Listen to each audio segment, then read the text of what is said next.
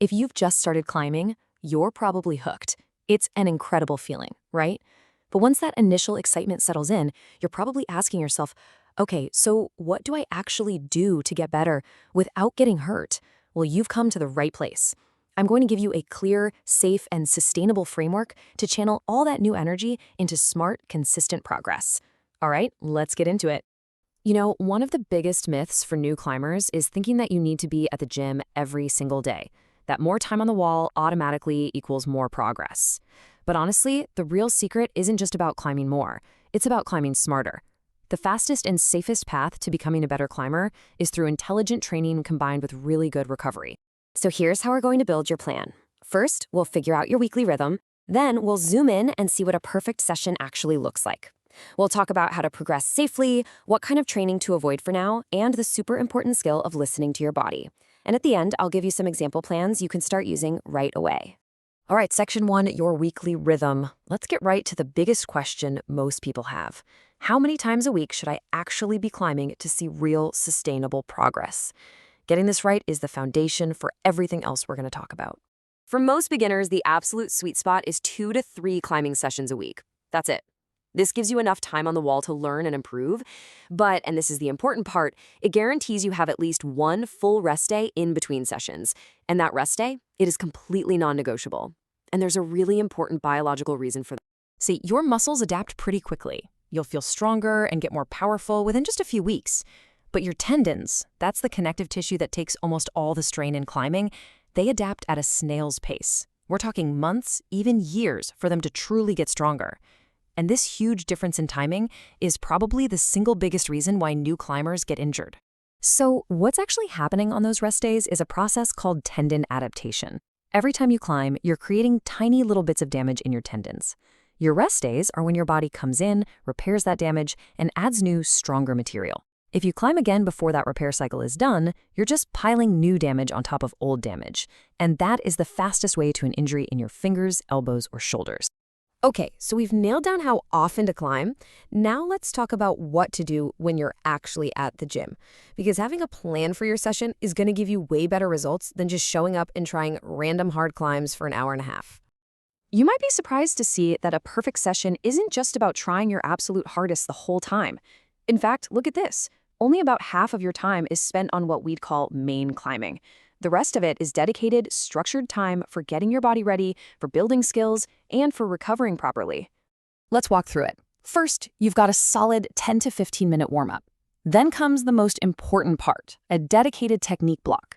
This is where you spend 15, maybe 25 minutes on really easy climbs, focusing on just one skill, like quiet footwork. This is where you build good habits. After that, you get your main climbing in, and finally, a 5 to 10-minute cool down to kickstart that recovery process.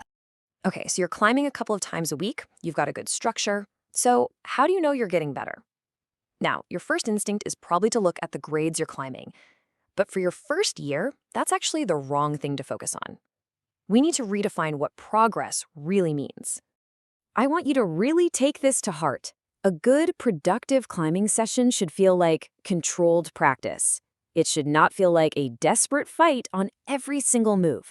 If every climb leaves you flailing and fighting for your life, you're not actually learning good technique, you're just practicing bad habits and putting a ton of strain on those slow-to-adapt tendons. A really good way to think about this is the 80-20 rule. About 80% of your climbs in a session should be on easy to medium routes, stuff you can do pretty cleanly, with good form. This builds a massive foundation of movement. Then that last 20%, that's your playtime. That's when you can test yourself on those harder limit climbs, where you're probably going to fall. So for now, just forget about the grades. Your real goals for progression are about volume, variety, and quality.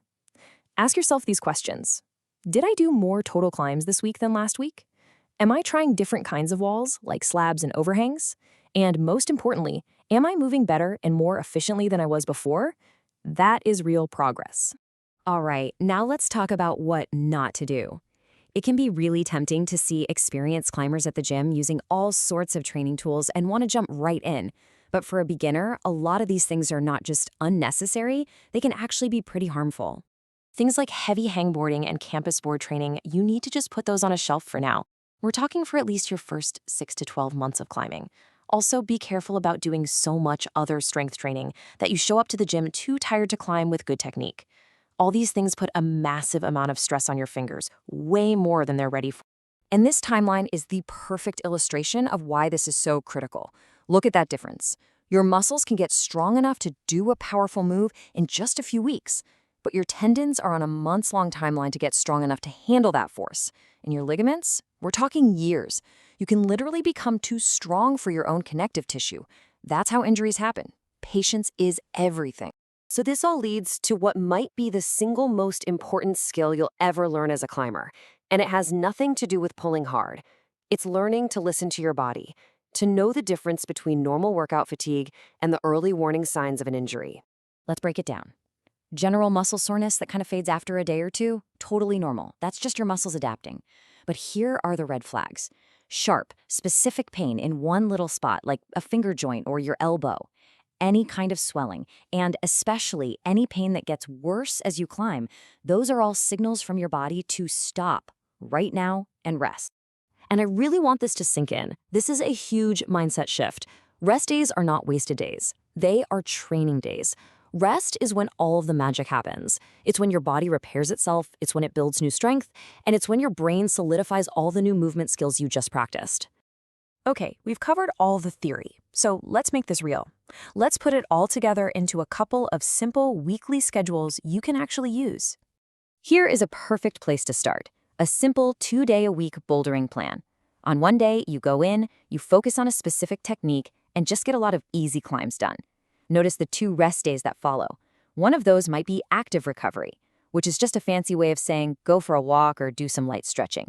Then on Thursday, you climb again, maybe with a different focus, and you try a few of those harder 20% climbs. The key is all that rest in between.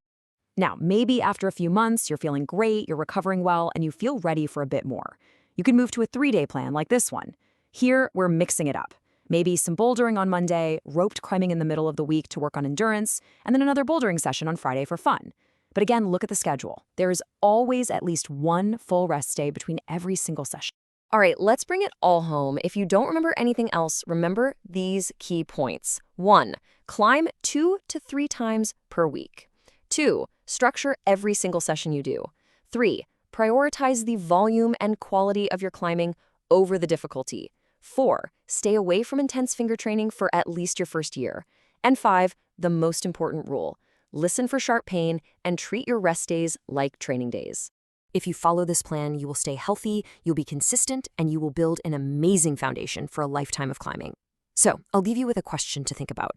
Armed with this new structure, what is the one specific skill, whether it's quiet feet or better balance or reading routes, that you are going to focus on in your very next session? Go in with the plan, climb smart, and climb strong.